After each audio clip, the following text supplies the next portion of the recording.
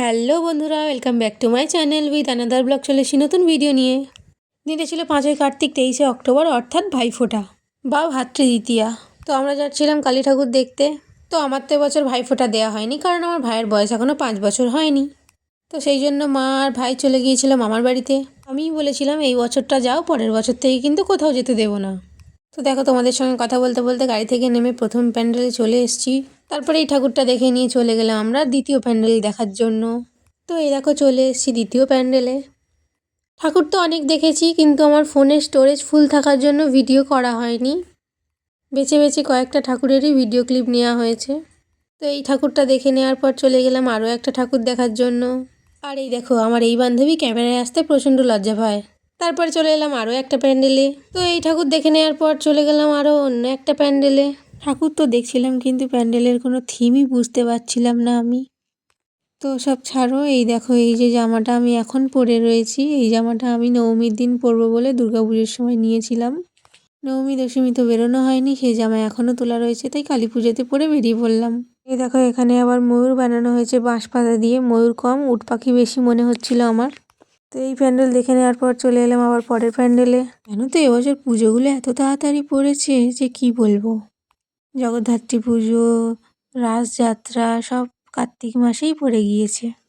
জগদ্ধাত্রী পুজো পড়েছে 12ই কার্তিক 30শে অক্টোবর। জগদ্ধাত্রী পুজো তো আমাদের এদিকে কোথাও হয় না। আর রাসযাত্রা পড়েছে 18ই কার্তিক 5ই নভেম্বর। তো আমাদের এখানে তো রাসের মেলা হয়। রাসের মেলায় যখন যাব তখন তোমাদের সঙ্গে শেয়ার অবশ্যই করব।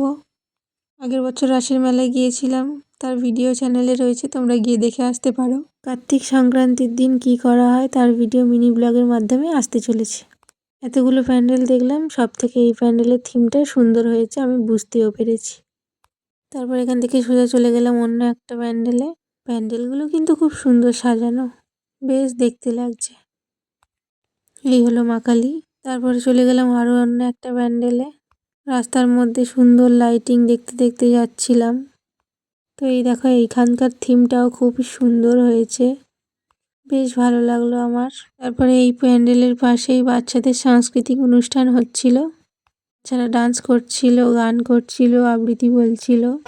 কিছুক্ষণ দাঁড়িয়ে কিছু ডান্স দেখলাম।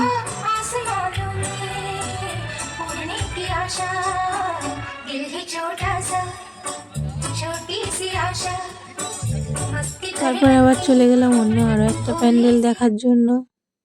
যতগুলো প্যান্ডেল দেখেছি সবকটাই সুন্দর, কোনটা ভালো আর কোনটা খারাপ আমি বলতেই পারছি না। আচ্ছা, তোমরা কমেন্টে জানিও তো যে কোন প্যান্ডেলটা বেশি সুন্দর হয়েছে। তারপর এখান থেকে বেরিয়ে চলে গেলাম অন্য আর একটা প্যান্ডেলে। তারপর এখানে ঠাকুর দেখে নিয়ে চলে গেলাম আরও একটা প্যান্ডেলে। এটা ছিল শিবলিঙ্গর প্যান্ডেল। তারপর এখান থেকে ঠাকুর দেখে চলে গেলাম আরও একটা প্যান্ডেলে। প্রত্যেকটা প্যান্ডেল ঠাকুর খুবই সুন্দর। তো এইভাবেই অনেক প্যান্ডেল দেখলাম, তারপর খাওয়া দাওয়া করলাম। তারপরে এবার পালা বাড়ি যাওয়ার। খাওয়া দাওয়ার সময় ভিডিও ক্লিপ নিতেই ভুলে গেছিলাম। তো তারপর গাড়িতে উঠে চলে গেলাম সোজা বাড়ি। তো চলো আজকের ভিডিও এই পর্যন্তই, দেখা হবে পরের কোনো ভিডিওতে। তো আজকের মতো টাটা, সাবস্ক্রাইব করে দাও প্লিজ।